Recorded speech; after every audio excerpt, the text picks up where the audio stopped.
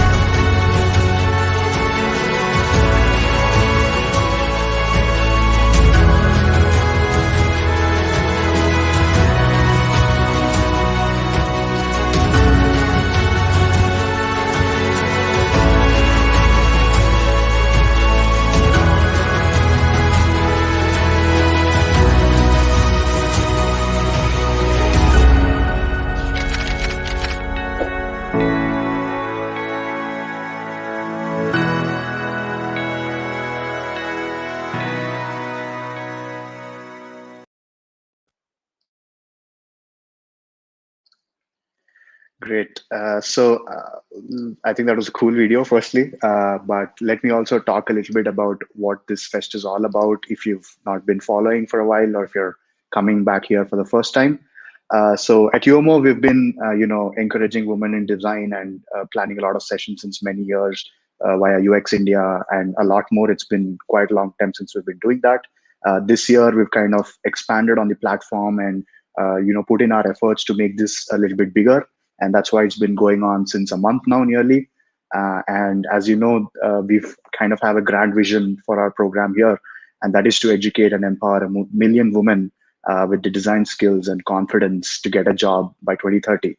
And if you are still looking to get involved, we have a lot of scholarships to give away for the first 100 people who sign up for this WiDESIGN Fest. And you can also become a mentor or pledge your support or partner with us. So on to today's agenda. Today we'll have a mix of talks and panel discussions.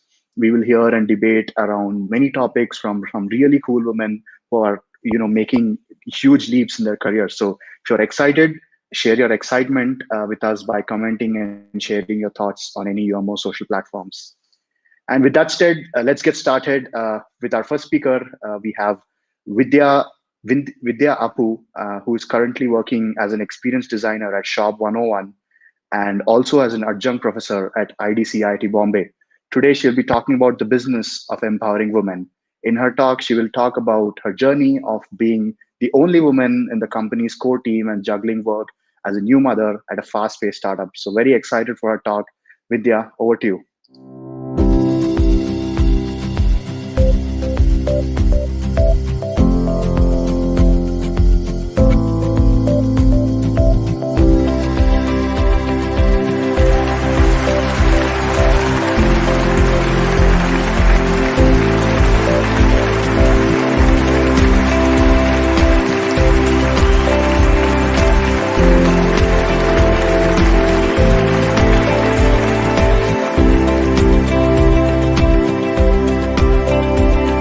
Hey, hi, thank you. Thanks for the. Am I audible? Oh, sorry. Yes, you are, Vidya. Okay, thanks a lot. So we're super excited to have you, Vidya. I think you're good to go. You can present your screen and get started. Can't wait to hear you. Yeah, thank you.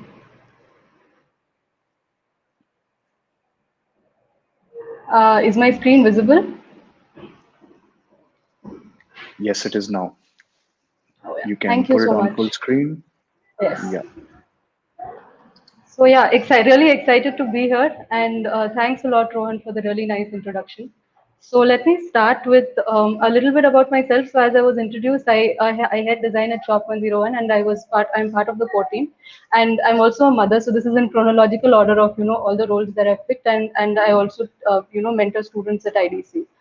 So the topic that I'm going to be talking about today is about the business of empowering women. Now, this might sound like a really generic topic, but it really does have to do a little bit about what we do at Shop 101, and the things that I've learned on the way talking to our users. So, used to set a little bit of context, this is the problem that we sort of set out to solve. So, is that the e-tail model currently has a lot, that is the e-commerce model currently has a few sellers and who account for the majority of the market share. So, the Amazons, the Flipkarts are usually have like a few sellers who make most of the sales.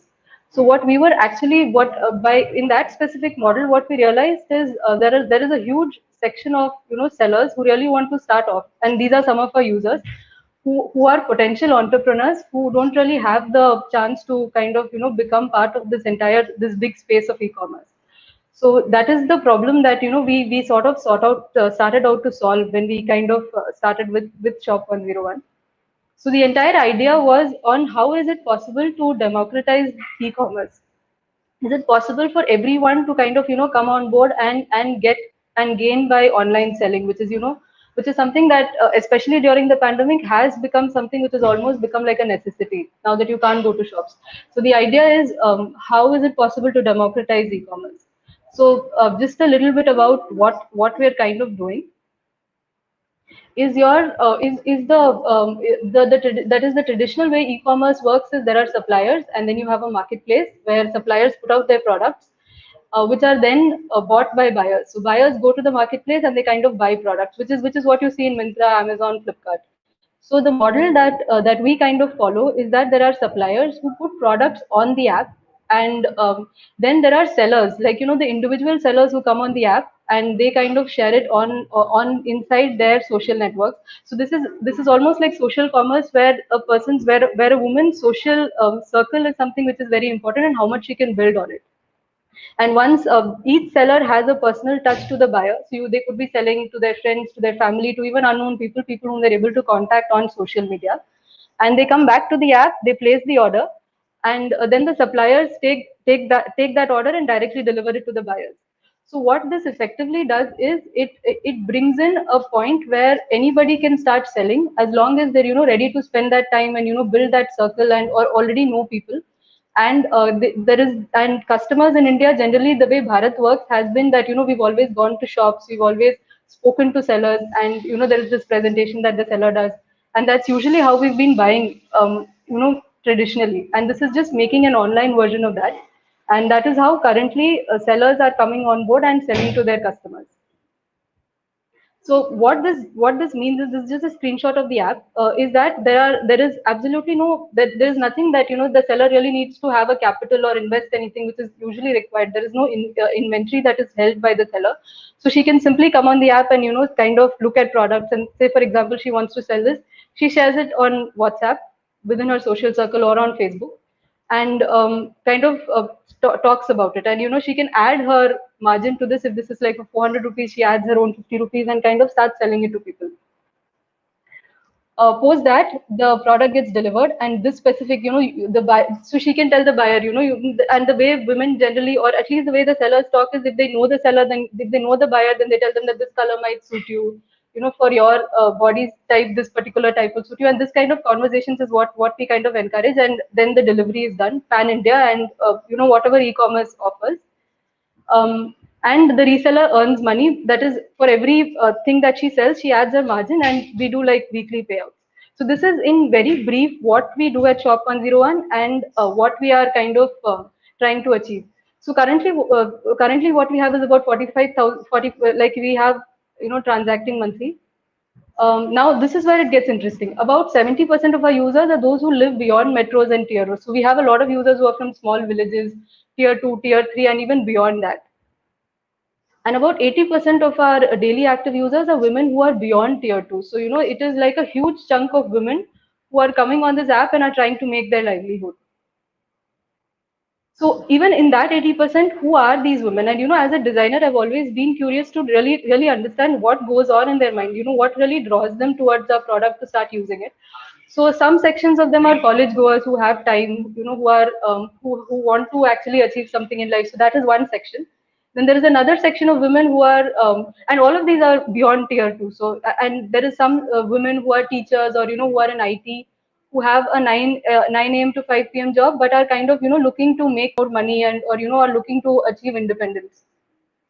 And the largest section are women homemakers who, for whatever reason, haven't really moved into the corporate world, uh, for and are kind of coming onto this app and trying to build their own identity. So, and this is where, the more, and of course, I've visited about 100 users, and this is something that I constantly keep doing. And for every seller who's a woman has a unique story. So, this is something that I kind of wanted to share today about.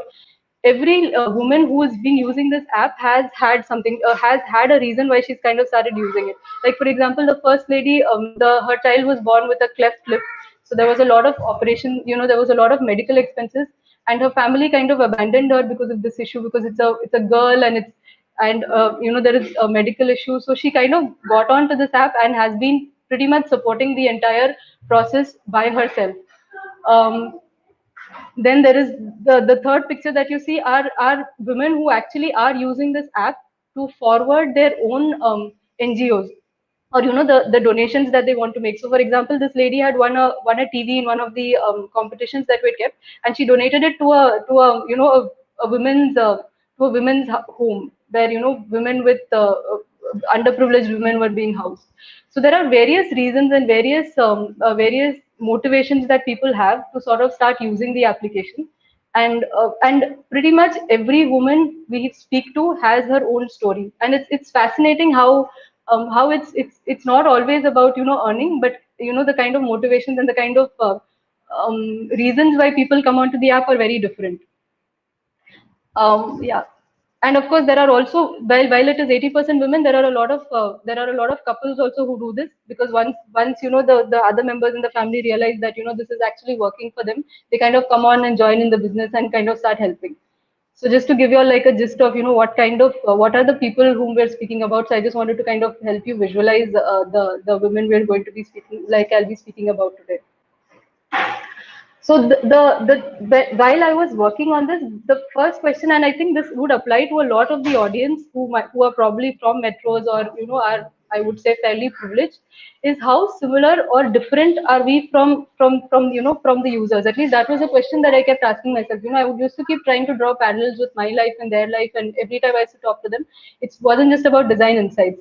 So the thing that I realized is it's same in some sense, that the way they live their lives is same, but it's fairly different, considering that at least I feel like after working and trying to understand these users for quite some time, that I live a very privileged and protected life, relatively speaking, and that's something that really made me introspect about a lot of things that I speak about and do.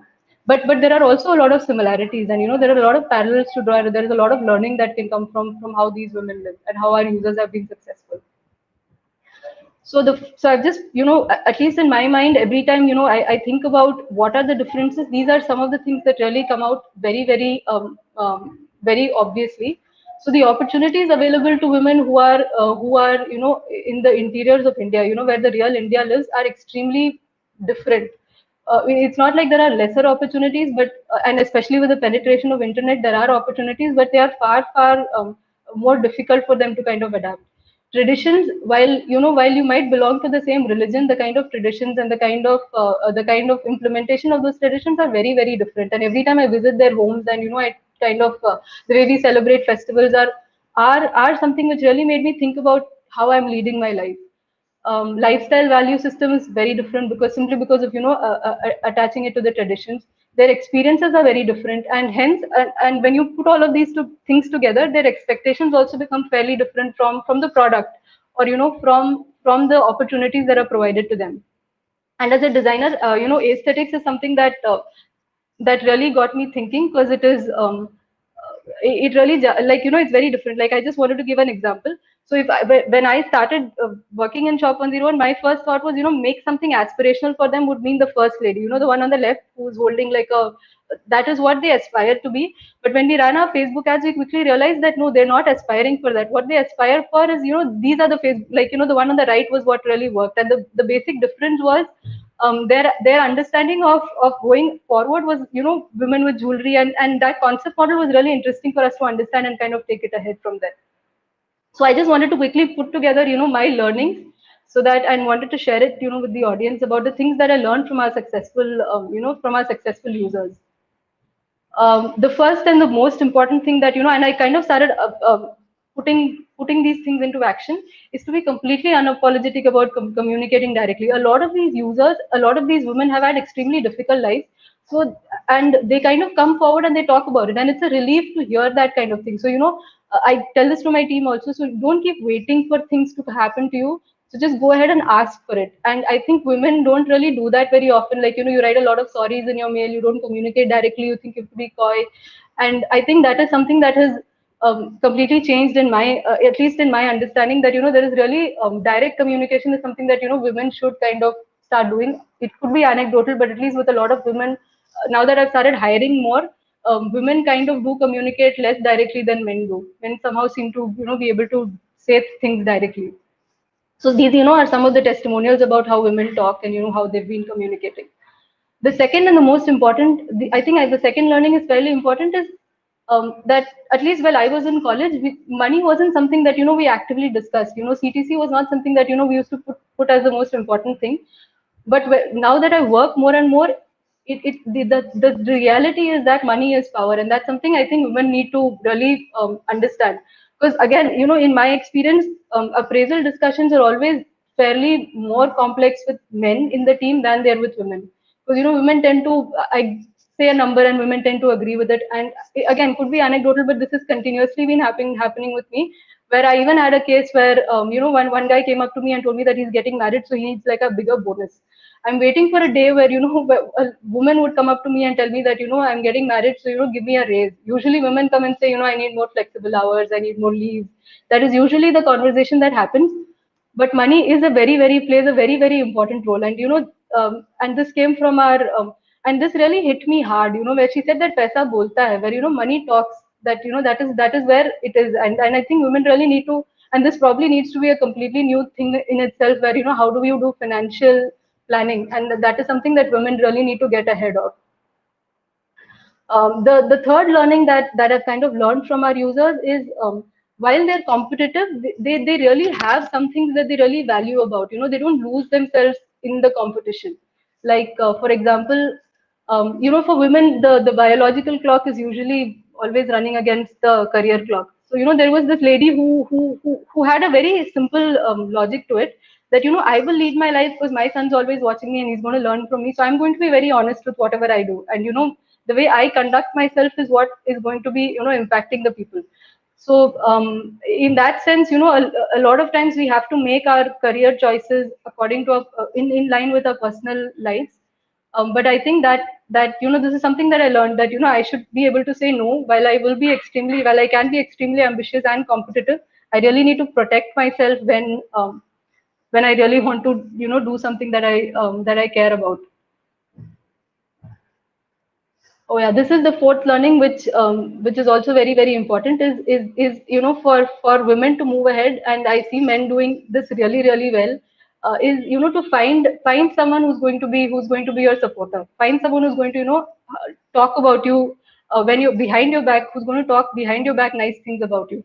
And how do you do that? Is that you start becoming a supporter for someone else. And this is something which I consciously had to do. While I used to think good things about people, I would never really vocally say it. And I've been telling my team that you like someone, that someone does, especially if it's cross team. If you're talking about someone who's across the team, you should do it.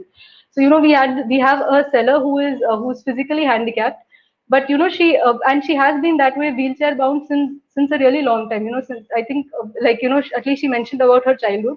So she found her she found her group, people who would support her, and she passes it on. She gets on more people whom she can support.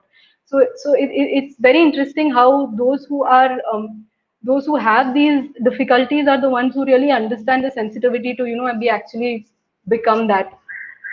So I think this is something that I have learned, and this is something that I really apply. Um, and it's kind of, while it might sound, while this has to be, at least for me, talking about someone constantly is something that doesn't come very naturally to me. So this is something that I kind of work hard on.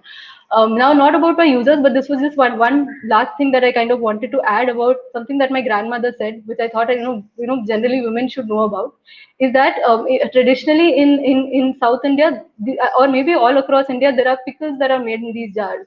And usually what happens is, while the jar is well built, the lid is where things go wrong. The lid breaks, and this jar is simply becomes useless if you can't have the lid, because you can't cover it with like a stainless steel or any other plate or nothing else. The flavor only works if it's this lid is there. And they used to have one seller who used to come in the village, and he used to make and these are very susceptible to breaking. They're made of, I think they're made of clay, which tends to break. And he used to provide them with these wooden covers, and he used to charge them half the price of the jar. So the thing that she told me is that she told me this for marriage, but when you actually are trying to become something who's indispensable. Become the lid, so that if you break or if you go missing, the jar becomes useless. So this is something that I also tell my team, that make yourself indispensable. Find that thing that will make you really very, very important in the organization, and become that person, and strive to become important and useful in whatever you do. So then, coming back to the main thing that I spoke about is empowerment. After going through all of these things that I've experienced, is empowerment is for the weak. So we at least have three states that I can think of where matriarchy is, the societies are matriarchal. So the question really is that do women, food for thought, do women really need to be empowered? Or is it just that society has to get out of her way? Because a lot of our users, and I'm seeing this as a pattern repeatedly, we don't really have to give women anything to empower them. We just need to provide them with things that remove the obstacles from their way. So which is why something that needs to be thought about. Is there anything called women empowerment, or is it? It's not like a week, so you really need to be empowered. So yeah, so that's what I kind of wanted to share with everyone today. So yeah, I think I would love to hear if there are questions or thoughts that anyone has.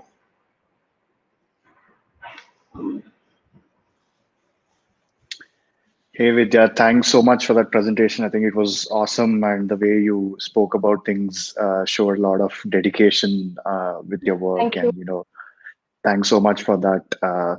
So I think we have a couple of questions coming, but we're kind of out of time, so we'll try and make it quick. Oh, We have yeah. one question from Sharan. Do you feel a local talent should be hired during the research phase to better empathize with such users, or does doing on-site research help in empathizing? Oh, I think this is a really good question, Sharon. So usually, so we're a startup, so we don't have the resources to sort of keep hiring. But one thing that we did realize is what you pointed out is local is language, and we realized that when we are going for research, in fact, sorry for the time, but we don't really we kind of see who can speak that language.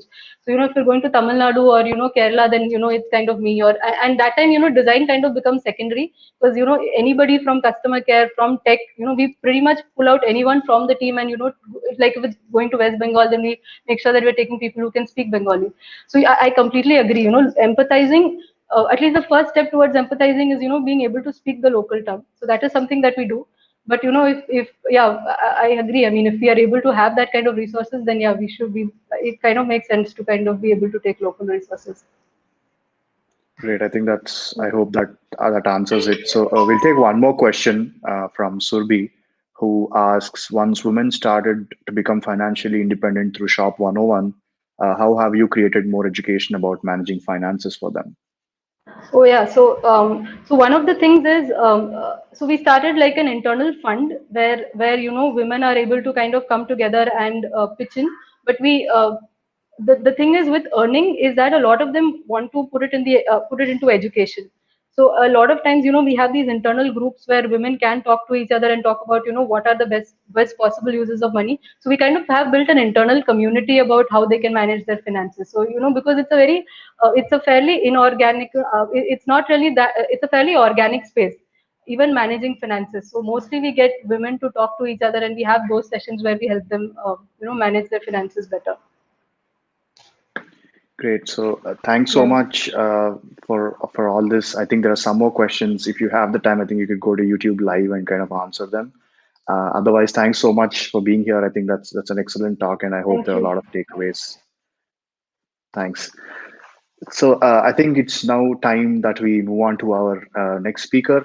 We have a great lineup planned ahead, so let's get started with our next speaker.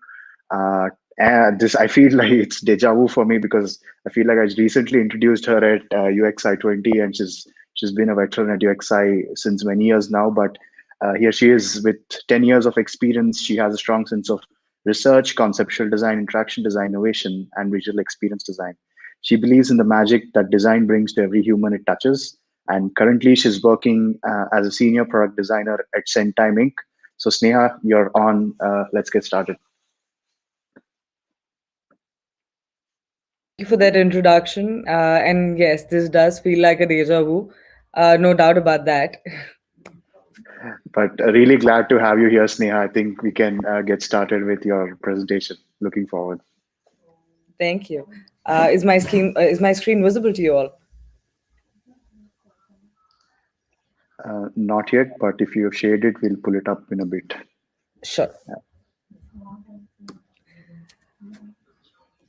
All right, guys, I'm really excited to be here today and talk to you all about what I have to share. I went through multiple topics, before I decided to share the one that I'm going to be talking about today. While I went through multiple topics, I kept thinking about what is it or what is that one thing that I'd like to share with other women from the community that I've learned. And this is my personal story. And that's where I want to bring this in from. So before I start on, I want to sort of talk about as women, we play multiple different roles. We are daughters, sisters, mothers, wives. We're also taking care of work and endlessly doing so many different things. I think multitasking was built for us, and we're built for multitasking. So when you look at all of this, how are we able to do this in our every single day sort of life? We're able to do this because we're well informed. Now, what does that mean for us when it comes to the professional setup? Let's talk about desk research. I love to call it that. And I feel that, your home, your table, and your space, a little bit of Wi Fi and your machine is exactly what you need to get every single piece of information you need to inform yourself to take better decisions. I want to move on to this slide, which is primarily what I want to talk about today. You may not need a first aid kit, but you must have it. Research is Interrupt exactly you like that. here. You may I not, think sorry, sorry, Sneha, to interrupt your flow, but I think we're having some issue. We are not able to see your screen. So can you maybe try and present it again? sure. Thanks for letting me know. I'm just going to present again. Let me know when you all can see it. Yeah. Is it visible now? Um, it's loading. Yes, I think you can switch your slide. Amazing. You're good to go. Thank you. All right. So, yes, this is my slide where I want to talk to you all about you may not need a first aid kit, but you have to have it. And when you need it, it's there. And you just run to it, you pick it out, and you take care of whatever you need it to. Research is exactly like that. You may not immediately feel that it's going to give you instant gratification or solve your problem, but it gives you the base to be confident. And which is why I feel it's the key for preparedness. As designers or as professionals, the one thing that we need to succeed every single day is preparedness. What does preparedness really mean to us?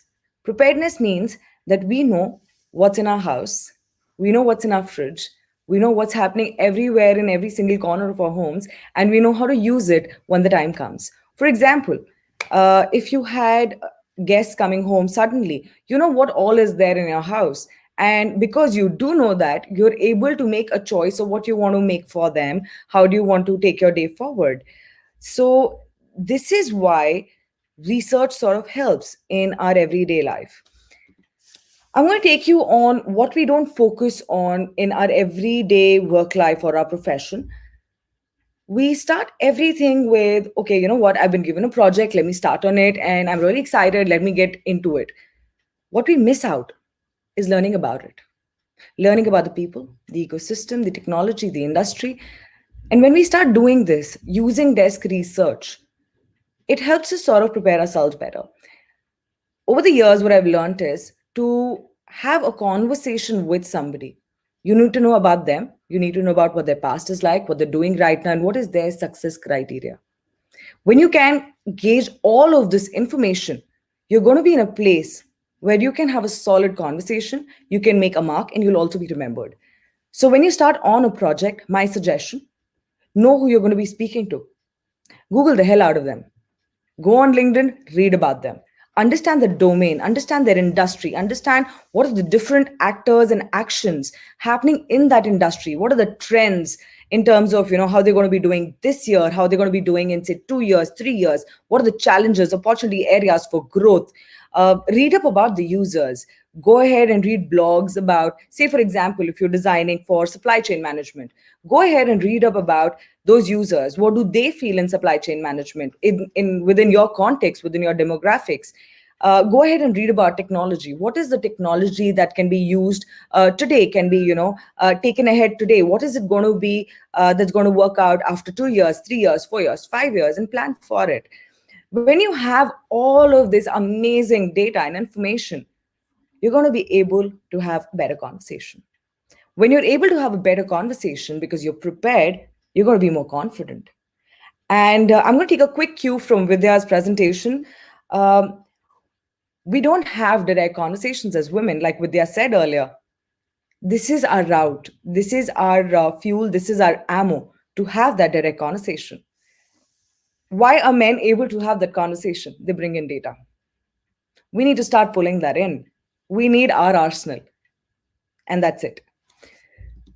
Now, coming from what is this data like, where it comes from, we need to pull it in from multiple sources. We can't look at data as a singular point. We can't take data as information from one source. It needs to be coming from every single place. Think about it like if you had to buy a fridge today, you'd go ahead and you'd research the hell out of it. You'd go to multiple different websites, you would go read reviews, you'd speak to your friends, you'd even call up your parents and be like, Mommy, what fridge have been using for 10 years? Yeah, tell me about it. And that's different sources. And then you make an informed choice. Similarly, when we have to look at it in our context, we need it from every single source. We need to go ahead and look at it from social, from analytics, from web portals, from internet, from technology, from executive research, to marketing analysis, to sales, every single point of view. What does this do for us? It enables us to look at information at a high level. We get an overview. Based on that overview, we're able to pick a pattern. That pattern helps us make a choice in what is working for us. And that insight is exactly which will give us the confidence to make a choice and be sure about it. A lot of times we're worried about the decision we make because as designers, we're making decisions we're going to impact thousands and millions of users at points. And every single decision we make is so influential. So, how do we be very, very sure that what we've decided is right or not? We go ahead, we get data, we see the pattern out of it, see an overview, understand it in totality, and then make a choice. It's an informed choice, it's a prepared choice. Now, to do all of this, the one tool that you all need is art of Googling. This is my favorite term. I remember when I was in college, I walked up to we had a professor who was just as a guest faculty, and I remember I was working on an assignment, and he walked in and he's like, "Hey, you know what? This is what you guys have to do." And I walked up to him and I was like, "Hey, but I don't know how to do X, Y, and Z." And he's like, "Have you heard about art of Googling?" I'm not going to answer this shit for you. I'm not going to spoon feed you. Go ahead and read up. And I think that changed my life because I realized for every single project I've ever done till date, I've been able to find so much information online in context to what I need to be building, in context of the domain, users, people that I'm going to be speaking to, the stakeholders, and a business overall. So I feel that art of Googling is something we all need to sort of inculcate and be able to find a lot of answers to build hypotheses for the projects we're working on, which is where everything actually starts from. Whenever you worked in any project, it always starts with some sort of a hypothesis. That hypothesis comes from data. That data is what we need to get from different sources. I agree, user research or direct interviews and multiple other ways of getting data would be much better and more accurate. But if you don't have the access, Google it. How it helped me. So across over all these years, I've realized that it takes a while to let somebody understand that they can trust you, they can have confidence in you, and they can give you a bigger meaty piece instead of your male counterpart. So how do you get that bigger meaty piece? You get that bigger meaty piece only when you know how to present it the right way. How do you do that? You go the outside and inside view. I know the slide looks extremely confusing and maybe not even easy to understand. And as a UX designer, probably I've designed it pretty bad. But what I want you all to understand from the slide is whenever you start looking at data, you start with an overview. You look at every aspect of it and you basically go in a pattern where you read multiple topics and then you realize, hey, I read so much, but what's in context with what I am doing? And that's where you do the deep dive, and that's where diverge happens. So every time you're doing research, and especially desk research, it's almost like going down the rabbit hole because there's so much content out there, and you always almost feel like, oh, I'm reading so much, and there's so much. How do I, sort of make sense out of it? What do I do with this content? Simple. Open a PPT, put in everything that you've read, and slowly start seeing what's in context to you. Start diving deep into that context. Go down the rabbit hole for the right context and the right conversation that you want to have. This has always helped me build one, knowledge, and second, the confidence to have a conversation about any topic. As designers, we switch domains. We are always working so many different setups and industries. And design is domain agnostic. And how do we prove that? By being able to learn about it every single day. So when you diverge and converge the information that you want to look for, and you use this as a principle, there's a golden spot of research. This is where the real juicy, meaty pieces are. And this is exactly what's going to give you so much more content, so much more context that you are going to be able to use. Next one, this is sort of my favorite. And this slide sort of changes, these circles change. Look at these as circles which define your context of your research. You could be researching a fridge. The meaning of these three circles would change. But in our context and as designers, the most important things that we look at is the users, their environments, and the goals that they want to achieve. While we want to understand all of this, quick research helps that out. At least building an hypothesis, which we can validate later with stakeholders, with subject matter experts, with direct interviews, focus groups, or surveys. And those are, again, multiple ways in which we'll validate it, but we need the starting point, and this sort of brings that in. The trust circle. Over the years, I've learned, one, being a woman, second, being young, fairly younger than my counterparts, it was very difficult to get a CEO or like a VP of a company to trust me with what I was going to build for them, and it became very very difficult to convince them that I could do it. So I had to figure out, how do I convince these people to trust what I am capable of doing? And that's when I realized, the more you know their language, the more you build that trust. So, for example, if I was designing for fintech, I would have gone ahead and read up enough to be able to have a conversation in terms of debt and equity. To be able to ask them a question about, oh, how's the market doing today? Because I've read up enough to be able to have that conversation at least on that day. I may not follow the market, but that sort of builds a relationship. And being in the design profession, we all know that, we have to be empathetic, we have to understand, we have to see what the other person needs. I feel that we should apply the same when we're speaking to other people and our stakeholders. So 10 years of consulting, this is my mantra to build trust. I read up so much about that domain that when I start talking to them, they're like, hey, you're already caught on. Let's catch up. Let's take it from here. Let's build something crazy and amazing. Now, that comes in from being able to have that conversation. I'm just going to add this in with the previous slide. This is what's going to help you build long-term relationships. I still have clients who would call me and be like, hey, you know what, let's work on a small project, or let's we just wanted to get your advice on something. And sometimes I even feel that, hey, this is great, somebody still feels that they can reach out to me, even though I'm not working with them, not consulting with them. And that relationship is not built because I've done great work or I've done terrible work. It's based on the conversations you've had. So I believe in something called the sandwich technique, which is something I find very interesting when it comes to conversations and building trust and relationships. Imagine you have to break up with somebody. What's the usual thing we learn or hear? It's not about you, it's about me. So basically, you have two slices of bread and you got the meat in between. And for the vegetarians, there's sticky in between. So the bread on the either side is basically the cushioning or the buffer. The real message is in the center.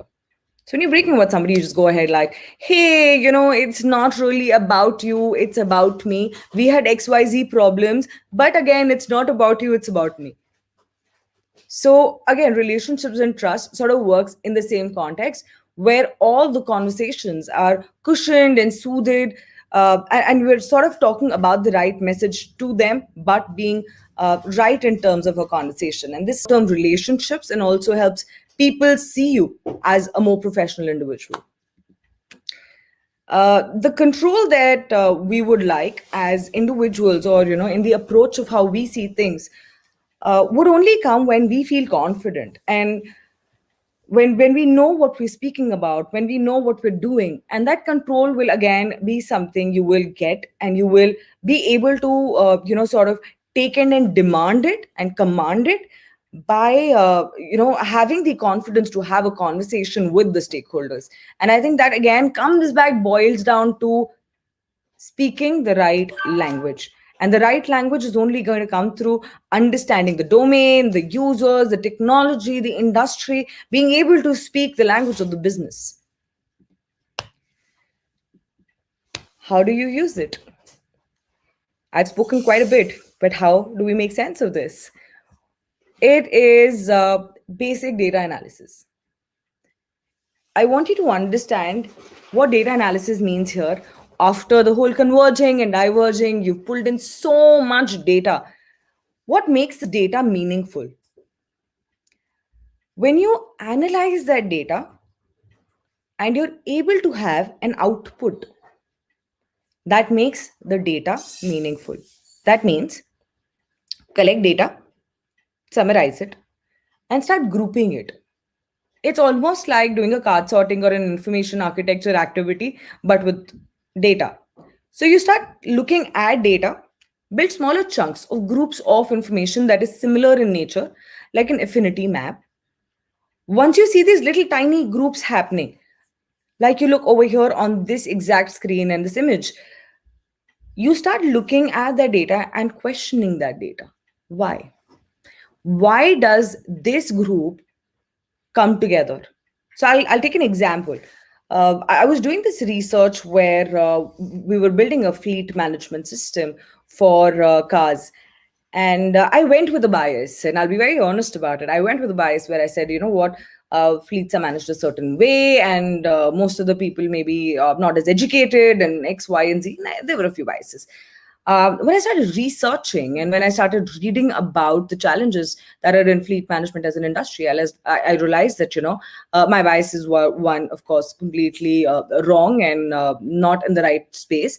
And second, I realized that when I started asking the question, why, on all of my research, my hypothesis became stronger.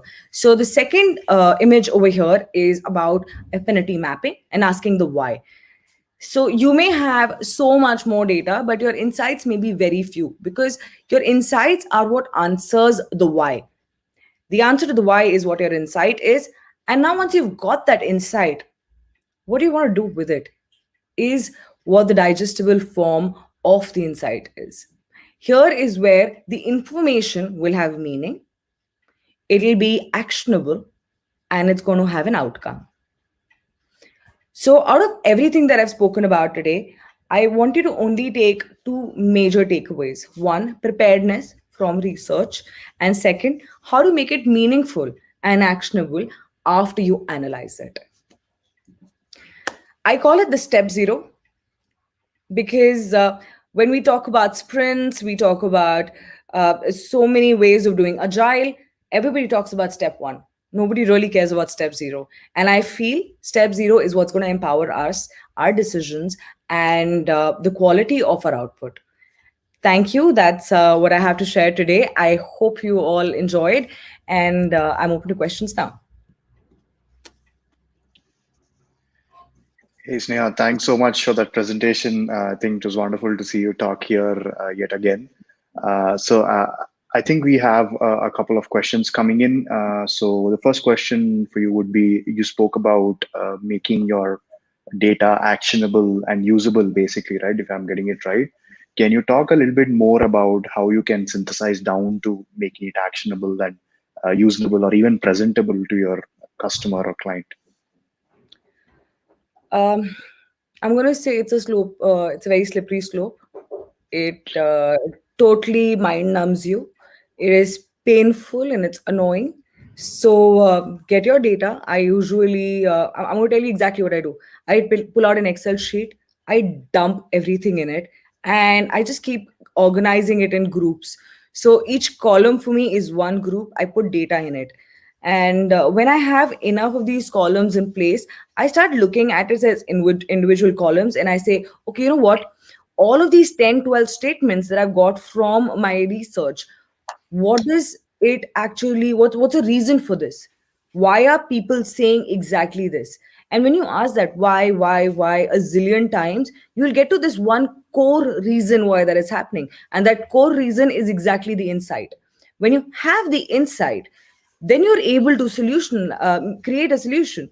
Because without the insight, what happens is we're creating solutions that are very shallow at a high level. But the moment we've got that core reason, your solutioning is right, your problem statement is more accurate, and you will have multiple ways of looking at the same thing. Awesome. I think that answers it for sure. Sneha, I think that's all the time we have for Q&A. We're actually running late, so thank you so much again for being here and presenting your work. It's been amazing talking to you again. And we'll now move on to our next speaker. Thank you. So we have, thanks Neha, thanks very much. So we have Anurati Srivatsava, who's going in next as our next speaker. She's a designer, artist, educator, and a humanist. She designs products, games, experience, visual narratives, and a lot more. She's directed towards education and social impact. She currently works as an associate project officer at UNESCO MGIEP. That sounds really cool. I'd like to a little bit know more about it, Anurati, when you have time. So she's here to talk about using games and stories for learning. So Anurati, the stage is yours. Let's get started. Yeah, thank you so much, Rohan, for the introduction. And it's a pleasure to be here. I will start sharing my screen. Let me know when you start seeing it.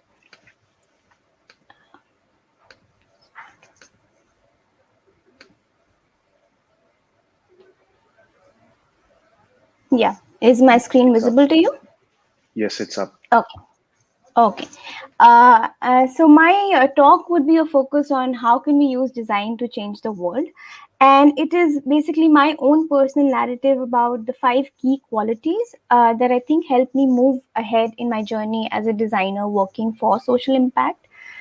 So where do we start when we decide that we want to change the world? First, we change ourselves. And what do I mean by that is the fact that you need to put in a lot of self-work to understand your own privileges, your own biases before we step in and decide that we want to make a difference. I have been working in the development sector and the education space for about 5 years now, and my own journey has not been a conventional series of steps.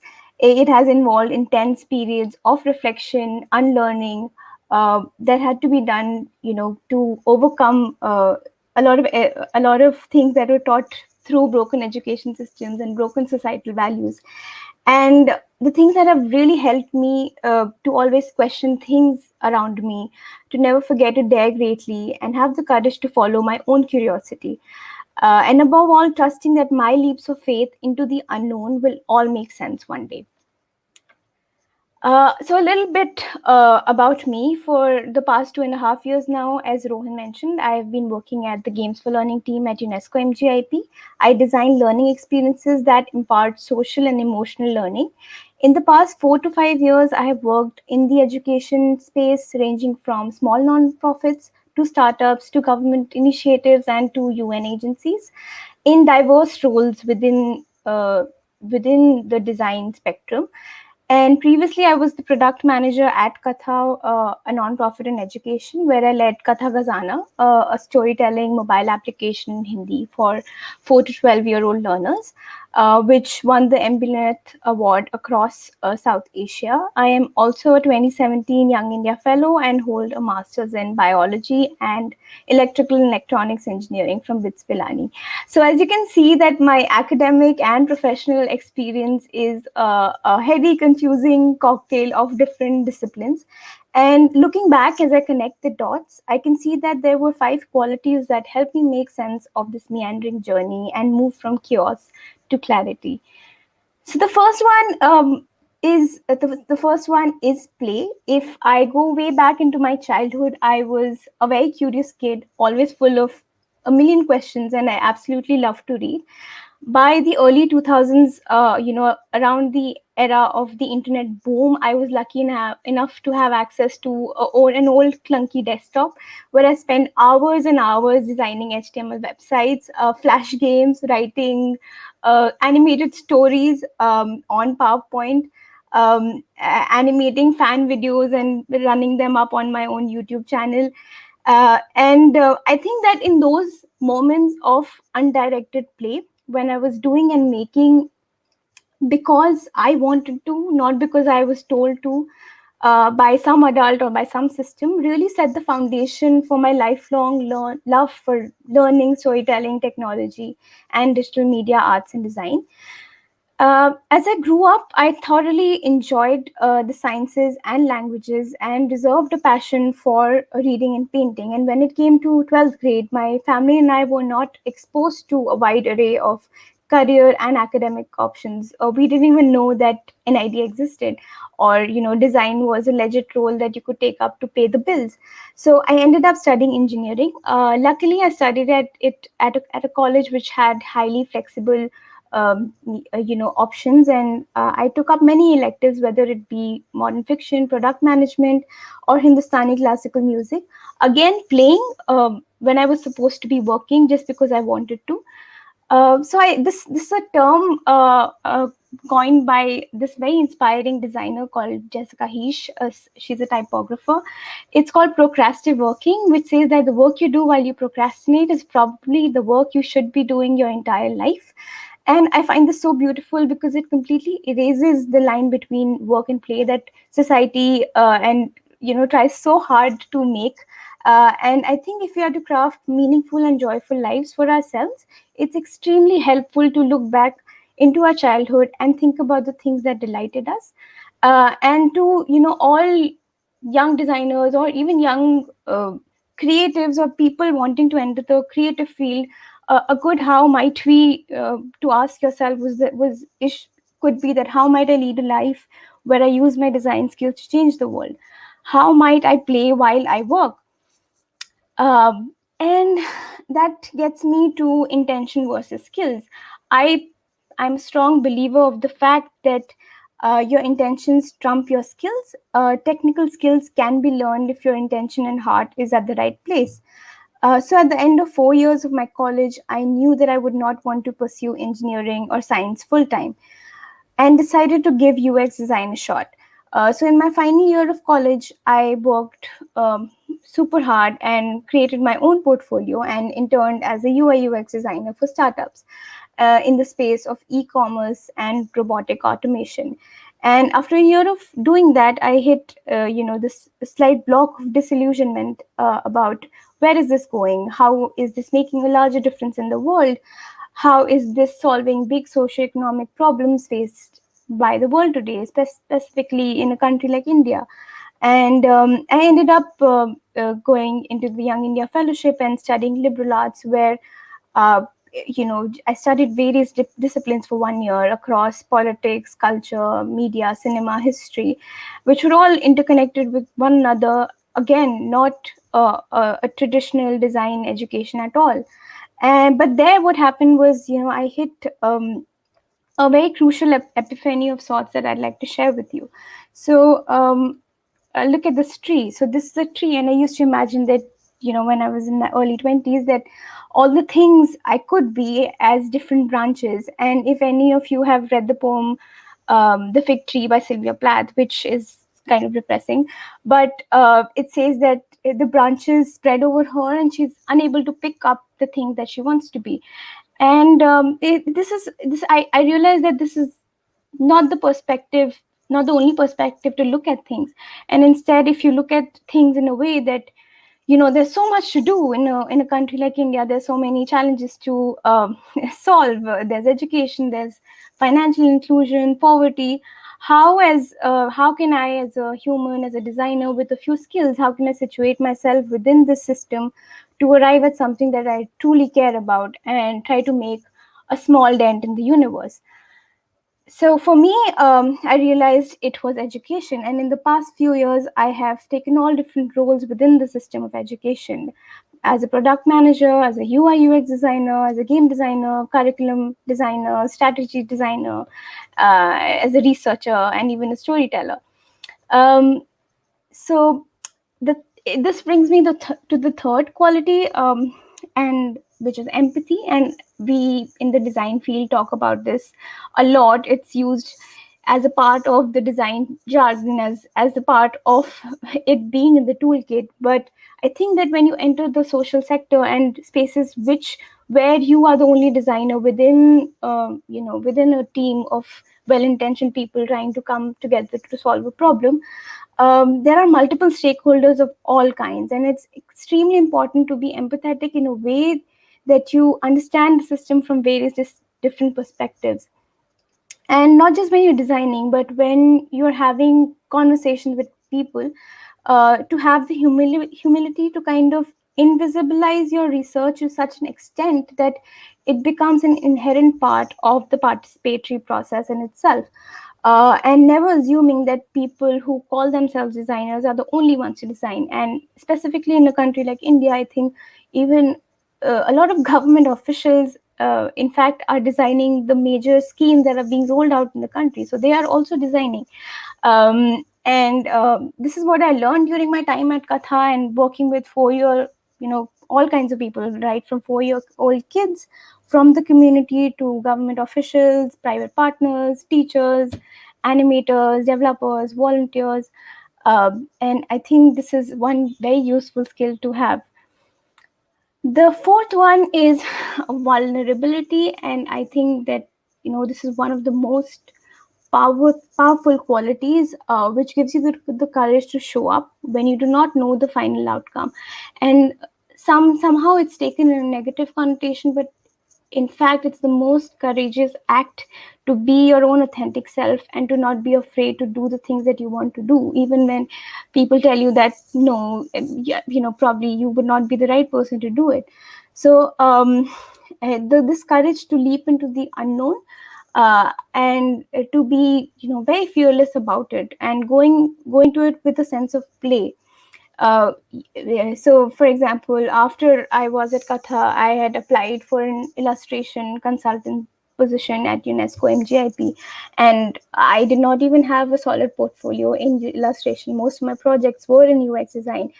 But and I thought to myself that it's probably a joke that this is getting carried forward. But what I didn't know was that uh, they were also looking for a UX designer, and that opportunity somehow converted to, a more of me being in a place where I completely aligned with the aim and mission of an organization.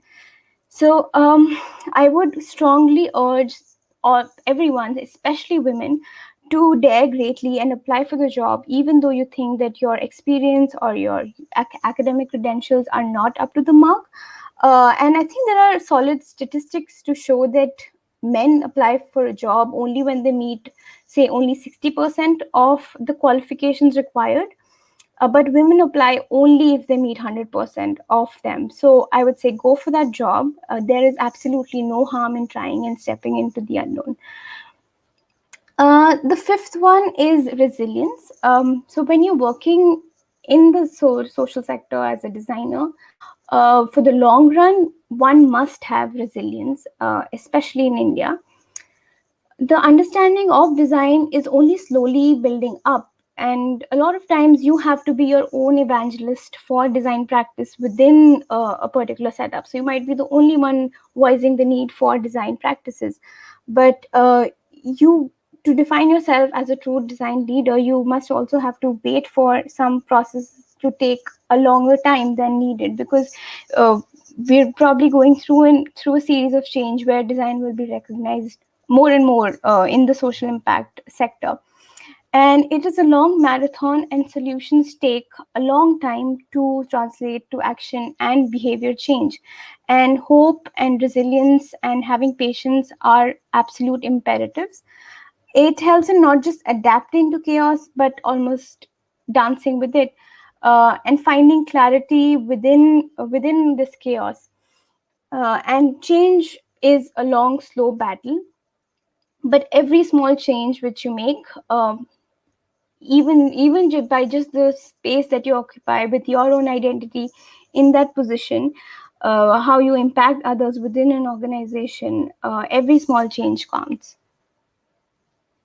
So this, this brings me to some of my final thoughts around, the things that my words of wisdom. It would be to, embrace uncertainty all the time, and the best skill that you can probably teach yourself are not just technical skills, but learning how to learning from every conversation that you have with any person or any event that provides you an opportunity to learn. Everything is a learning opportunity if you look at it in that way. To have the openness and humility to learn from someone else, say not just a person who would look like an intellectual, but say even your domestic worker, or even the driver who comes to pick you up every day. To have the openness and humility to learn from the other is a super important quality, and to also have the self-awareness about the space you occupy and the privilege that you get by occupying that position.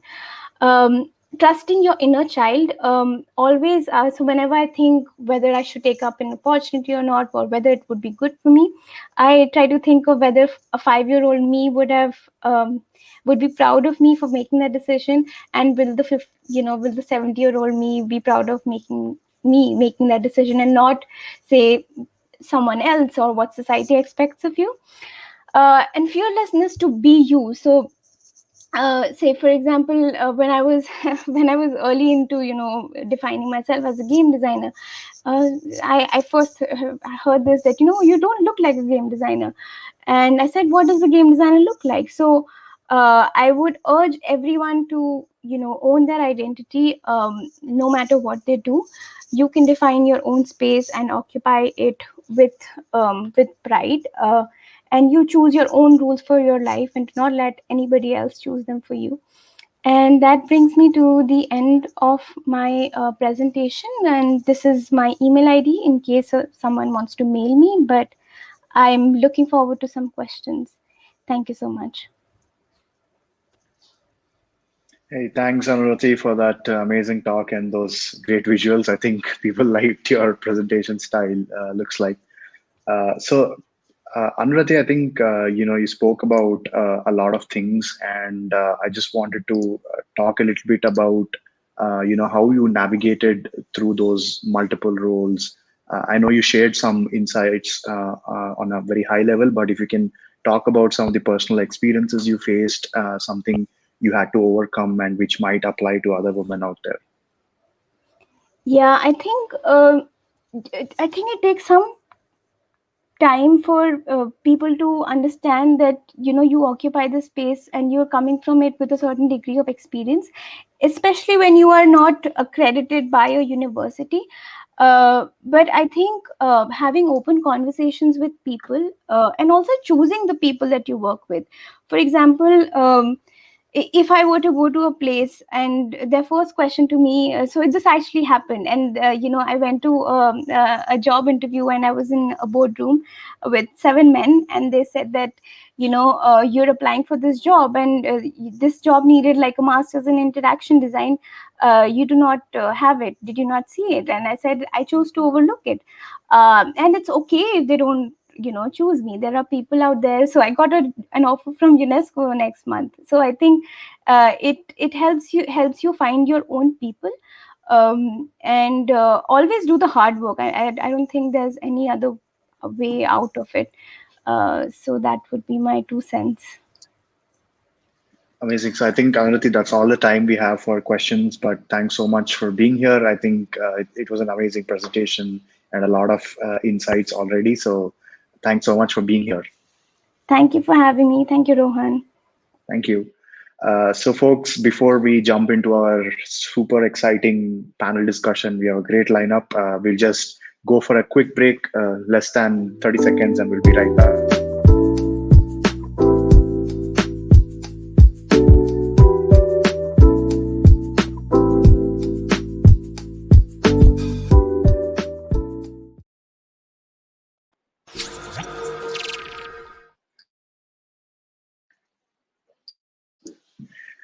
Okay, so thanks for that. I think we're now on for the much awaited panel discussion. I think it's been a great session so far with some amazing talks. And be sure to post your questions on YouTube Live or wherever you're watching it, and we'll kind of pick it up as we go along. And Women's Day is a great opportunity for us to kind of celebrate all the great things women make in design. But the truth is, there's still a huge proven disproportion between genders when it comes to pay, representation, leadership roles, and so on. And in this panel, we are going to try and explore and debate on all these aspects. But before we jump in, I'd like to make some quick introductions of our lineup today. Let's start with. Are you a student wanting to explore the world of UX? We got just the thing for you. At UMO Design School, you will be introduced to a strong curriculum designed by the best design mentors around the world. Pick your course today and start exploring the world of UX.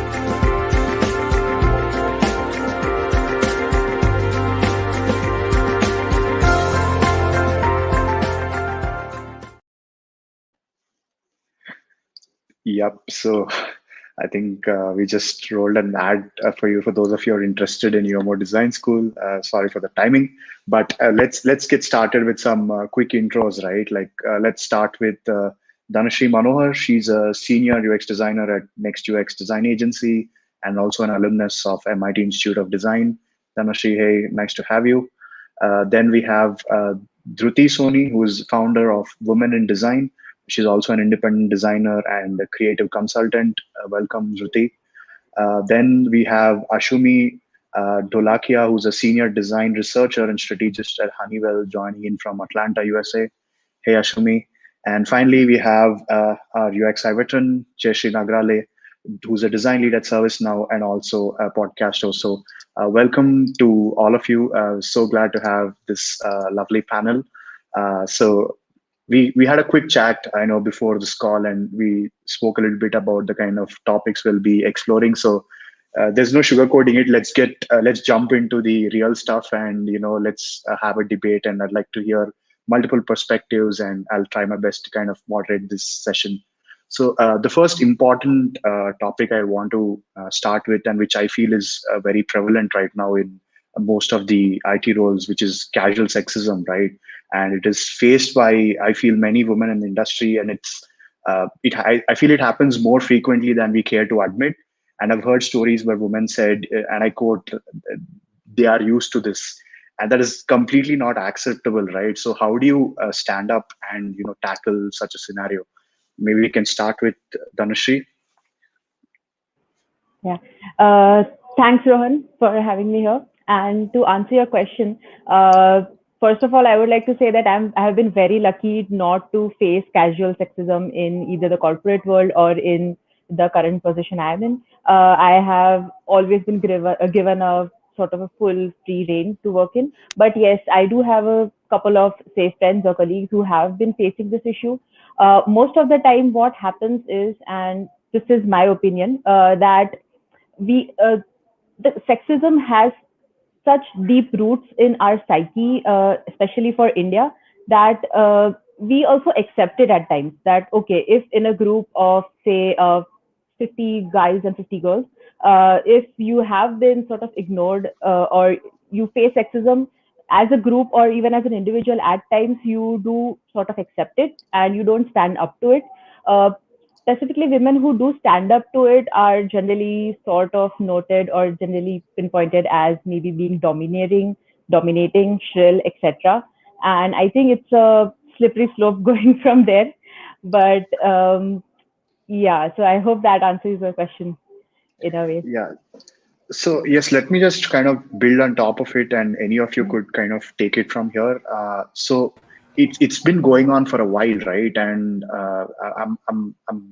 unfortunately, there are a lot of people who must have faced this at their work. And has it been going on for so long that people are starting to neglect it now, or they're probably missing out that there's something like this happening to them, which will, of course, have a larger effect on it in the future, right? In terms of not just as an individual, but as a whole, as an industry or as a generation. I'll take that one, Rohan, if that's okay. Yeah. So over the course of my career, I mean, I have been lucky enough to work with a large set of companies, a large set of corporates, with startup founders and with clients from my agency as well, right? So early when I was just starting out my career, I remember this instance like it's just so fresh and etched in my memory till this date. I was like a proper fresher, a very ambitious girl, not afraid to ask questions, not afraid to question the status quo. And then there were these two male leads, who were assigned to look at the whole fresher group and train them. And then one fine day, they took me into a corner and they said, it's not good for you to ask so many questions. Why don't you just be like the other women and just do what's said? And that literally shook me because my parents have been very supportive. I mean, even in my college, we had amazing professors, and then this happens, right? But one thing that has really helped me through this episode was to have like a very thick skin and not be afraid to speak up. So I did take the episode to the other people who could help me out. And that's something that I would urge, or at least encourage the other girls to do it as well, especially if they are faced with such. I wouldn't say common scenario, but this is rare, but this is definitely disturbing. So don't be afraid to speak up. Have a thick skin. Sometimes it's just not about you; it's about them, right? They are the people who are offended or who are feeling threatened. So have a thick skin, find your support group, and find people who will be there to help you. Not everyone is like that. So you just have to find your tribe and keep a thick skin and just do it anyway. I mean, people come and go, right? It's your career, build it. I think that's great. You shared that, Jayashree. Must have been hard, and thanks so much for sharing that over here. And Ashumi, I'm hoping, I think you have something to add over here. Yes. Sorry, I was just going to say that I'm sorry, Joshi, that happened. Yeah, and you're right. Like you do need that. Sometimes I struggle with the definition of sexism in terms of how are we trying to define that, right? Like something, are we talking about equal opportunity? Are we talking about not letting the women speak in the room? Or if you are the only women in the room, then how are you, like, are you given that platform to express yourself? Like, because if we are all men in the room, like, there is a certain template or a dialogue or a certain understanding that we speak. So it's like, can we afford to accept someone who comes from a different perspective? And obviously women, like, we are a completely different gender, right? So how, when we speak, like, do people not just have patience? It's because they've never seen a lot of us. And to and just to go back to what you were saying, that is this something that people have just started ignoring? I would say no to that, because I think it's just that right now people have started understanding the importance of having that voice in the room, and they've started acknowledging that, right? Like, I work in a company in the States, and I see a lot of ways that companies are actually enabling women to be more diverse, be more inclusive. Hey, go voice yourself. And it's also for men to understand that this is going to be the, it's sad that I have to say it's going to be the new normal, but it's just that I think it is something that, yes, if you are designing for the world, for the population who is 50% women, we do need women to be a part of that process. You can't just design for someone, like, not discount for that, and design for someone without like removing that one gender, right? So I would say, like, luckily we're moving towards that, and hopefully we are not ignoring that or people start neglecting that. That's been my experience. So I think it's taken too long a time for this to happen, but it's good that we're going in the right direction. But I see a lot of nodding heads, so maybe Dhruti and Dhanushri, if you want to jump in, please do. Yeah, I'm going to jump in here. I totally agree with what Ashwini said. Kudos to that. And I also do relate to some extent with what Jayashree has said. In terms of, I myself have experienced a few situations where if you're in a room with all male counterparts, be it a startup, for example, a startup initiative, it has happened at times where for example, if you're working at a manufacturing job, the what do you say, the workers, they don't really look at you. They would try to look at the male representative, and they would take orders from the male representative, which is sad. But then, I mean, that kind of in a way undermines your experience. And to answer your question, no, it is not something that people have kind of sidelined the feelings. But I think women don't sideline it, but probably the males in the room may unconsciously sideline it. But I think people are growing more accustomed to it, and are open to having conversations. And I do see a lot of companies, starting to include more women in the conversation, give them more opportunities. And I'd say, in a positive light, a lot of males in design studios are also open to highlighting their female counterparts. So that's good as well. Great. So I think that's good progress on all these fronts. So let's shift the conversation a little bit in the interest of time. So in design, right, like when you're creating something, maybe this applies to when you're an individual as well.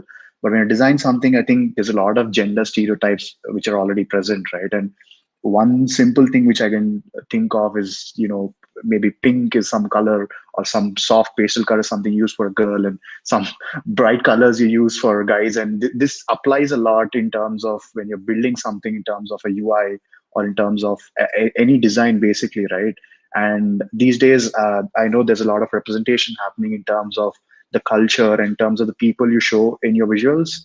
But how do you kind of incorporate this whole thing, or how do you make sure women are represented properly and as diverse as possible? So if I may take that. So yeah, Rohan, you are actually correct that we do have a lot of gender stereotyping where if there is something which is oriented towards women, it is generally taken in a pink shade, or has more of a feminine feel, etc. What I feel while designing this is to make sure that even if it is specifically there for women, or is being designed for women, we have to understand that women, we are not part of a small chunk where everyone sort of is, manufactured in the same way. Like men, all of us women, we also have our own thought processes, we have our own experiences. And I feel that your personality sort of stems out from what experiences you have. And while designing, I think we need to make sure, even if the product is specifically for women, instead of taking that or instead of applying that filter of a gender, maybe we just design keeping the pain points or the needs of women in mind, but we design it for pan gender, so like for everyone in mind, so as to make sure that we also include everyone else in the design.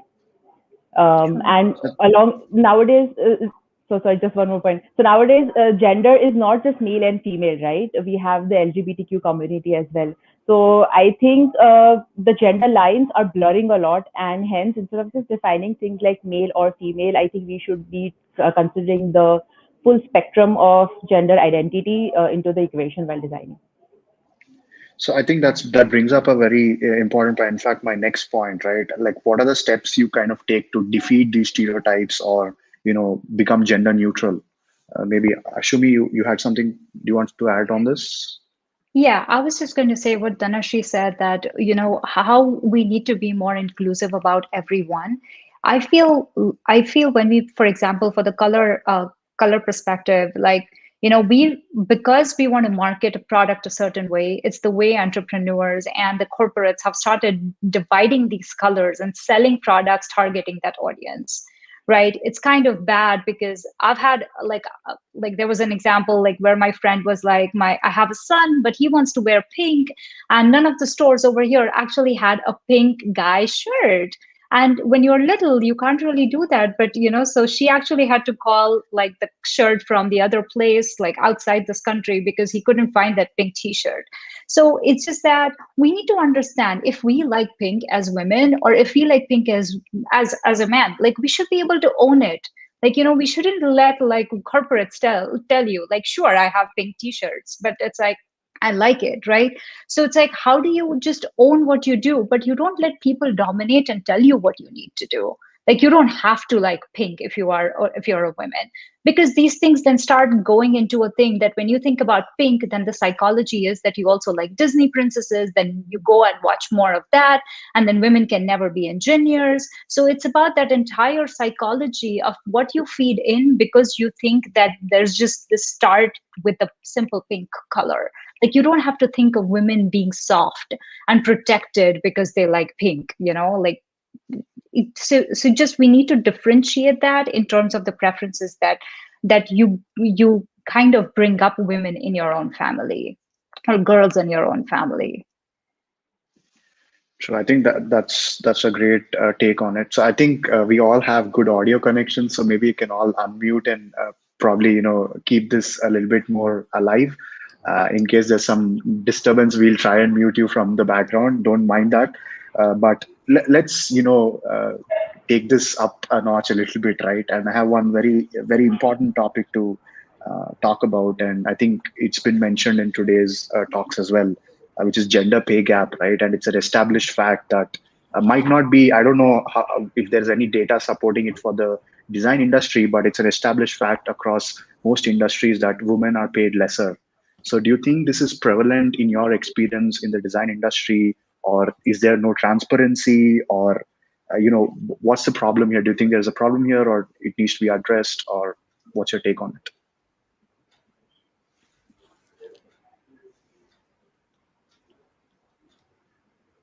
Well, that's a good question. That's a good question, Rohan. And just adding my 2 cents here, it is prevalent. I mean, you see it like everywhere. For $1 that a man is paid, a woman is paid $0.8 or less. It kind of goes less from there. And I think 2 major reasons for this. I wouldn't classify as 2 major, but 2 things that come to my mind right now are, first one is lack of transparency, especially for technical or corporate jobs. People are not aware of how much their male counterparts are making. I mean, how difficult it is to find out a salary for so many years of experience, And then the second thing is, like, it is very deeply ingrained. Even if you want to hire a labor in India, there are special rates for men and for women, because okay, they might be doing physical work, but that's the same thing that's being applied to other fields as well. And women somehow, somewhere, they don't ask for it. I mean, as women, there's something that like a take-home notes for us is we need to ask more, and that's applicable in like every area. So yeah, my 2 cents on it. Yeah. So I think, talking about it is great, but when you probably realize that you're in such a situation, how do you go about approaching? Any advice on that? Yes. So let's say that someone finds out that their teammate who is a male, who and they're earning more. So I would honestly ask her to go and have a talk with her manager, and not really revealing that, hey, I find out so and so, because that puts the person in a defensive mode, and just have like a proper conversation about career growth. Hey, manager, what would it take for me to get a promotion in the next 6 months with this kind of a pay? Because from what I have seen or what I have read, this is the range in which people of this position make. So what would it take for me? What are the steps that I need to improve in myself? Instead of getting the person to be defensive, kind of get them on your side. And that's like a safer way to go about it. But yeah. Sure. Jyoti, I think you had something to add on to this. Yeah, I wanted to add on to the previous point, but I think for some reason, as the design industry overall, we still do view pricing talk as a taboo. Like, we're not so open about talking about it. I don't know why, but I mean, we're all on the same team, right? As designers, we're all working towards a better future. So I think one thing I definitely encourage everyone probably watching to do is to kind of have those conversations, even like if it's uncomfortable, even if the other person is uncomfortable, push to having those conversations, because as a community we need to be more transparent and more supportive of each other. So yeah. So I think Jayashree said this, you're saying this, and again I think the previous talk, Vidya has also said this. So is there some sort of a cultural suppression which has happened somewhere that don't know about, or why are women so afraid of not speaking up when it comes to money? I think here it's just I'll speak from my own experience, but I was not brought up in India, so I've always been brought up to ask for what I want and not be afraid to ask for what I want. But then when I've come here, I've realized that women are a bit more calmer. They're a bit more like, I wouldn't say they're not aggressive enough. They're like very mellow. They're seen as soft, as Ashumi said, soft and like as the color pink, basically. So I think we should probably like. I think it might go with upbringing. I cannot completely talk about upbringing because I wasn't brought up here, but maybe there is that difference. But I think I do feel that a lot of younger women, younger girls, are more confident, are more aggressive, and are open to speaking and sharing their thoughts. Part of it may be also due to social media and how people can share their voices and they feel like they have a voice that can be heard. So I think that may play a role. But yeah. Great. I think that's some good takeaway for women in similar positions out there. So let's switch this conversation yet again, because I have a wide range of topics to cover. So I think one key aspect in anybody's life is to have a great mentor who kind of helps you navigate through your career or your life in general, right? So how important is it for women in tech or design where there is not enough representation? How important is it to have a woman mentor? And one of the examples which Jayashree spoke about, having a male manager, it must have taken a hit on your self-confidence, right? So does it help? Do you look out for having a woman manager? What's the process of finding a woman mentor? Yeah, I'll take that one.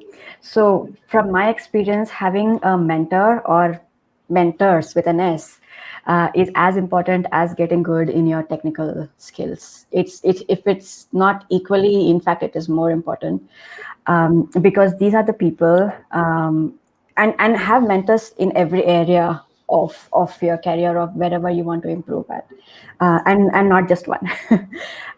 So obviously your manager is your first mentor. I've been so lucky and fortunate and grateful to have like amazing managers so far. And in fact, at my present company, my managers, in fact, encourage me to go out and find new mentors. And I have learned so many amazing things, not just with respect to my skills and my skill set, but to overall, like, say, improving myself as a person, improving myself as a leader, navigating a path to where I want to go, and to get the support that I need. So Albert Einstein once said, "I stand on the shoulders of giants. Your mentors are those giants for you. So find them, build your foundation, and then you can, stand on top of them and see higher." Right. Okay, so I think that's, yeah, Shubhi, please go on. Oh, sorry. No, I was just going to say that it's also important that mentors are someone who help you guide. So it does not necessarily have to mean that you have to have women or men mentors, because you speak about vulnerability and you're talking about just making that as a norm in the work culture. If you're just going to be speaking to your own tribe, you're not going to let someone else empathize with what you go through. Like, it's about awareness and education. Again, because I go with the norm that men are behaving the way they are because probably, like, I'm giving that benefit of doubt that they are not intentionally doing. It's because they lack that understanding, because we haven't seen a lot of women in tech and design. So it's like, go find your mentors who actually help you grow in your career and help you get you that advice. But also, like, make sure that you're opening your array of, like, having that mentorship available from anyone who you think can make you a better person that you are trying to be. And also your Okay. colleagues. It doesn't have to be someone senior than you. True. I think that holds good in general, and for anybody who's seeking out mentorship. But what I would like to kind of understand with respect to this theme we have and with the panel we are having is, if you have a woman mentor, or would you be able to see yourself in that position easily because there's a lack of representation? Or have you maybe found a difference between significant difference between having a woman manager versus a male manager? Two aspects to my question for you. I can take that. I think one thing that I've always learned to understand with role models or having mentors is that when you have someone of the same gender, same caste or same class, you feel that that is possible. Like, that is the battle half won. Is something that I've learned to understand. If you see someone similar to you accomplishing things that you've always dreamed of, you understand that that's possible. I mean, take Kamala Harris, for example. She's probably an inspiration for many young girls. So I think in terms of realizing that you can have that, if it's the jump from having a dream to accomplishing the dream, I think that is a part where role models of a similar gender could play. But I do agree with Ashumi where it shouldn't just be women mentors. I've had great and amazing male mentors who have taught me to become a better woman myself, so I can help empower other young women or males. Great. That's really glad to hear that. So I mean, on to similar topic, which is hiring, and I think we spoke a little bit about it, where companies are trying to, make some amends or take steps to kind of hire more women or bring in diversity into their teams, especially in bigger companies, right? So, what's the experience like? I mean, for a young woman who's just graduated out of college, is it easier for her to probably match up with an interviewer who's a woman? Would that process be easier, or how do they kind of navigate their career when they are kind of getting interviewed for a new job?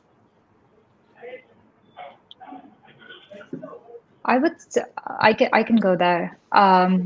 So I would say when young graduates are trying to enter the industry, what they need to make sure is they need to concentrate on their portfolio, what they're trying to apply for, and see that, because there are usually no biases when they are hiring, but yes, if there is like a counter male part, so it's upon the company culture of what they are trying to do. So for example, in the company that I work, we've been concentrate we literally have like more women, like a lot of women in our teams right now, like including design and research. And we are like, okay, can we just have like at least one more man? not that we are trying to hire more men, but it's just that we need to keep that balance, right?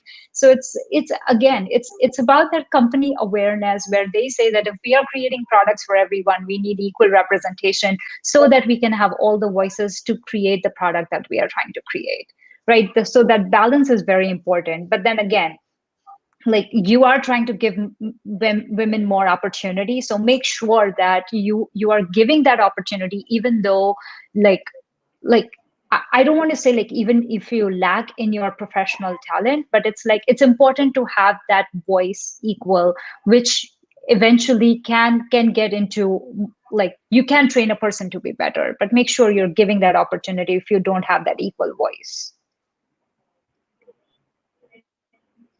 True. So this just brings up another question for me. Is there ever a case that you need to hire a woman designer just to match your diversity percentage, or the same applies for men or any other genders as well? But is there ever a case like that? This think is so sensitive. in my company at least, we have always hired based on the talent, rather than Correct. yeah. I think that's got to be the approach, but I just wondered if at all there was ever a scenario where that happened. But that's cool. So I think we are kind of running out of time, but I think there's one very important question which I would like to bring up and then get your perspective, and then we can close on this. So recently, at least in India, there was a lot of news about offering women the opportunity to kind of apply for a menstrual leave, which is paid. So I would like to get your perspectives on whether it's a step in the right direction, or is it there itself? Are we gendering at the workplace? So your thoughts on that, please. I can go. So again,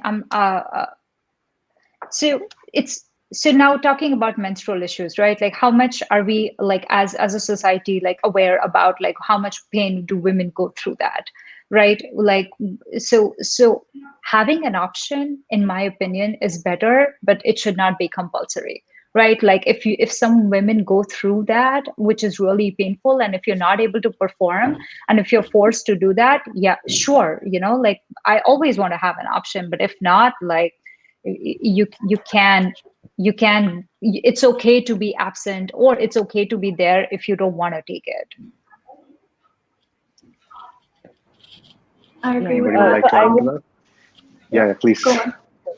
Yeah, okay. So I would like to build on what Ashumi said, that I definitely agree. So having that provision in place is actually sort of like a good comfort zone for you to, like, when you really require it, you can pick it up.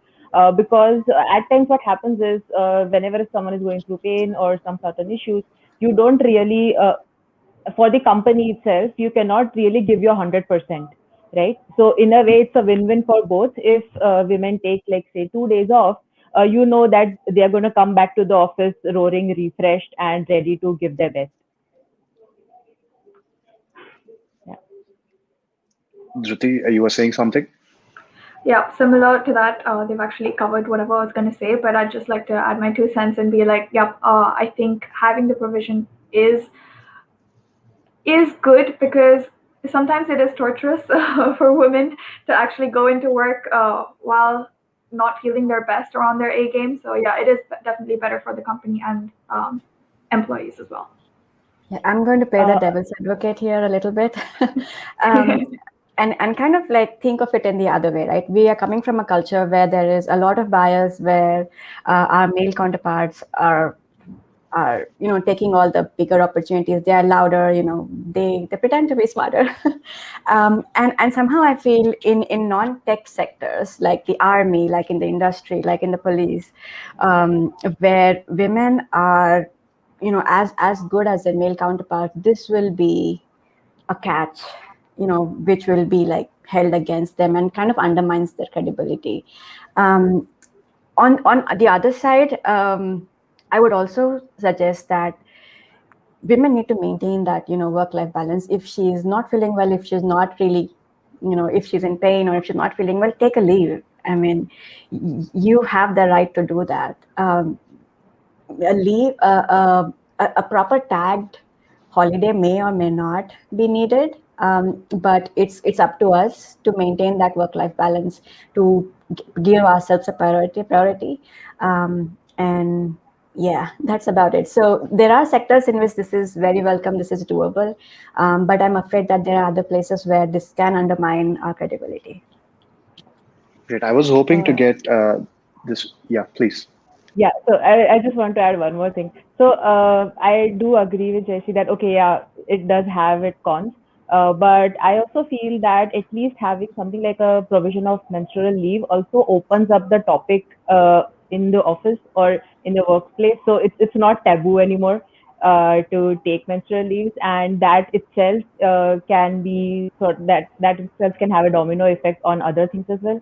So in a way, I feel at least for now, at least to make it or normalizing it, I think that is a good direction to go on. But we should obviously keep a check so as to make sure that it is not abused, or as you said, like if the cons start appearing heavier than the pros, that is something that we do need to take a look at.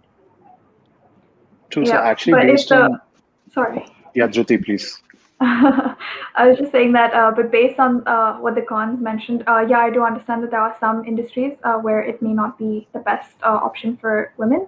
But speaking specifically of companies where it could be possible, I think if people were to take men more, like if men were to have a upper hand over women, I think that would say more about like the company and their culture rather than us overall. So it's again, I would say it opens up a bigger hole where the company, their standards would be at edge, Yeah. not us. True. So, just talk, adding on to the point which some of you have brought up of applying a leave, right? Like, is there even a necessity to tell your manager or your colleague that you're going through, a menstrual cycle and you may not be able to perform your job better? Shouldn't you not be able to just kind of, take a leave whenever you want to? And I think that's what Jesh, you were mentioning, right? So, do you think there's a need for making this experience a better, or switching it somehow? Yeah, in my Uh, experience at least, especially Go ahead, after Jess. the work from home has started and the whole COVID situation began, I feel women are taking a lot more than their male counterparts. I mean, we are the primary caregivers at home. We need to cook, clean, and then take care of the kids, school them, and then go to job, and be at your best, right? So the whole concept of self-care and being there for yourself is like really, really important right now. And luckily, if you have great managers, you don't even have to tell. You just say that I'm just taking a Friday off. I know. I just want to rest and recoup. That's my statement in my email. Rest and recoup. Maybe others should also try and use that template which you just talked about. But guys, thank you so much for all this. I think we are 10 minutes beyond our time, and I'm sorry if we took too much time, but the conversation was very interesting and stimulating for me at least, and hope everybody enjoyed. Thanks so much again for being here. It was a great conversation. Hey, Rohan, can I ask you a last question? So Sure, if you were a please. male in a panel of women, what were your biggest takeaways? Uh, I'm glad that you asked that question, because we tried to have females mostly from our team hosted, because we thought it would be a better experience. But just this, I generally do the hosting, but this is the first time I've come here for the design panel. To be honest, these are some of the questions I had for myself, and I had to learn, so I had to ask them. Some of them might be tough, but I hope a lot of learnings for me, and I hope a lot of learnings for men out there as well, because you hardly ever get a chance to speak to I mean, in my office I probably wouldn't ask these questions to my woman colleague, right? So it's just cleared up a lot of questions for me. Yeah, I'm that's actually interesting glad it because was a. Sorry. sorry, go ahead. No, go ahead, I Shruti. was just saying, I'm actually glad that you guys have had a male moderator rather than a female one, because I think there's also a stigma where it's like if people are having conversations around women in design, not enough men are participating in those conversations. So I'm actually glad that. there has been Yeah, that participation. was our thought process as well. Good job. Yeah. Go ahead, Ashumi. No, that's it. I was just going to say that it's good that you say that you weren't able to speak to your women in the office and just ask them these honestly. And that's why I say, like, rather than just building separate women tribes, like, we need to include more men and women in these conversations and just be comfortable, right? Like, we are trying to share equal opportunities. We need to share equal awareness and equal knowledge across so that we can empathize with both genders to work together better, and be more vulnerable, I would say. Absolutely, completely agree with you, Ashwini. So if Awesome. if that's it, I think I'd like to wrap it up now. Thanks so much, ladies, for being here. I think you've been a great panel. I definitely had some fun, and I hope people watching it are also having fun. And more than that, I hope you had fun being here. So thanks so much again. Thank you. Thank you so much. Thank Thank you. you. It was a pleasure. Bye, guys.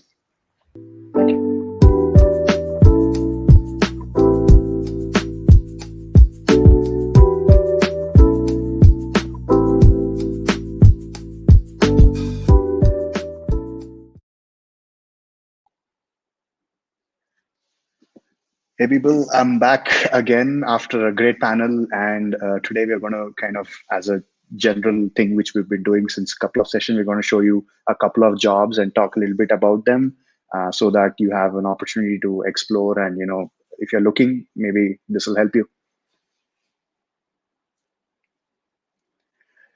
Cool. I think we have Oracle, who's kind of hiring right now, and I think I have Shrikant from Oracle. Hey Shrikant, how's it going? I see that you've been enjoying the session so far. Oh, yes, I'm definitely enjoying. It's such an great initiative, I would say. A lot of talking is happening, and you are asking really good questions, I would say. And Thank you. the panel was great to just open it up because there are a lot of these things where it's difficult to talk.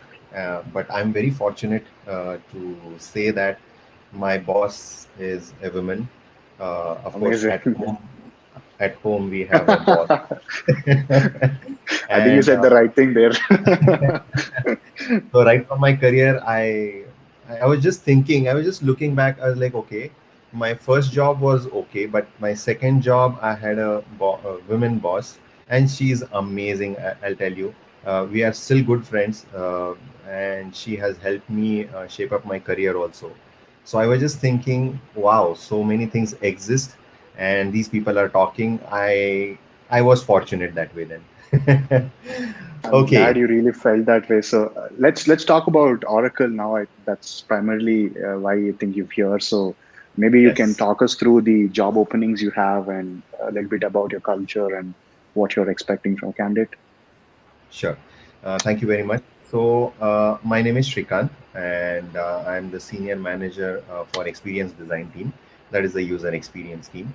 And we are currently looking for two positions, both in Hyderabad. Of course, nowadays, location doesn't matter, right, much. True. And experience, we are thinking somewhere around 5, 8, or even 10 years of experience, though we have not explicitly mentioned over there. And I have mentioned the email ID whom anyone can apply over there. Don't hesitate to just apply because you will at least uh, understand what is happening, what is there. In terms of experience, though these two things are mentioned over here, but I feel if you are in experience design or user experience for more than 3 or 4 years also, just go ahead and apply because it's a great company. Yeah, thank you for posting that. It's a great company, and you won't believe, but all of my peers are women, my colleague is women, my boss is women. So I'm sure all these beautiful minds are together, and I would urge you to come and join our team. Definitely apply for it. And Oracle, as we all know, it's an ocean. It's a great company. We are looking for a product design, and our product is NetSuite, which is an ERP tool. It's a great tool. It's a fintech kind of a tool. So if you all or anybody is interested, please do apply. I'll be very happy to interview you.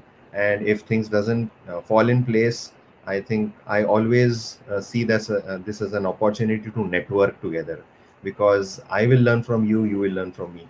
That's how the world goes. Absolutely. That's I think that's Oracle for. great, Srikanth. I mean, it's great that we have you here so that the UMO community can maybe connect with you directly in case they want to learn more or take some input from you.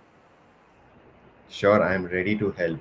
So, thank you very much for calling. I think, do you have any further questions, Ron?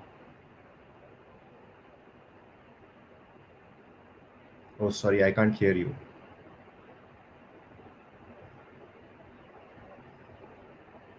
Hello?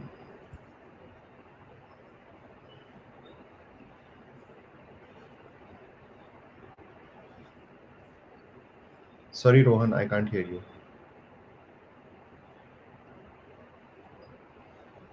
No, still not able to.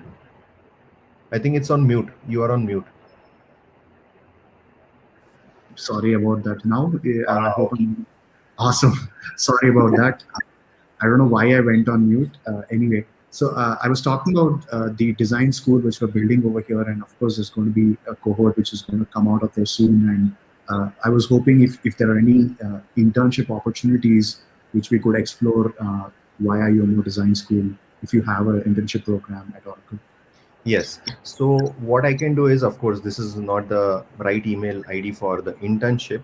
So there is a different email ID which I can provide you, and you can share it with everyone. And not only in Oracle, I mean, see, of course, I'm from Oracle, but if there are any other opportunities anywhere, I do kind of make sure to mention it to, because right now IBM is hiring for internship, and there are many more companies which are hiring. So I can at least refer to them. But for Oracle purpose, I will give you an email ID where you can circulate within the group. Sure, I think that's amazing as well. I hope I didn't put you on the spot there by asking it. I Oh, just no. wanted to bring it up That's because of perfect. amazing. Thanks, Srikanth. Thank you so much for being here, and thanks so much for talking about a company or TMO. Sure. Thank you very much, and hope to see you all in the interview soon. Thanks, Srikanth. Thank you. I think we have a couple of more jobs. Yeah, I guess Baker Hughes is hiring in Bangalore. If you want, you can check that out. The email ID is also mentioned over here. If you're watching on YouTube, I guess you just have to pause the video to make sure you note down the email ID. Let's move on to the next job role. Okay, CIED, you have an email ID for that as well. So I think this is an entry-level position. You have 2 to 4 years experience, but it's a senior UX research role. So UX researchers, maybe check this out. Yeah, and that's a little bit about a collection we have for this week. If you want to learn more and explore other job opportunities, you can go at UMO Design/jobs. We're trying to curate as many design jobs as we can by picking them out from various sources and our community members as well. So thanks so much, and I hope you had enjoyed this session. I thoroughly did, and hopefully we'll see you again soon. Thank you.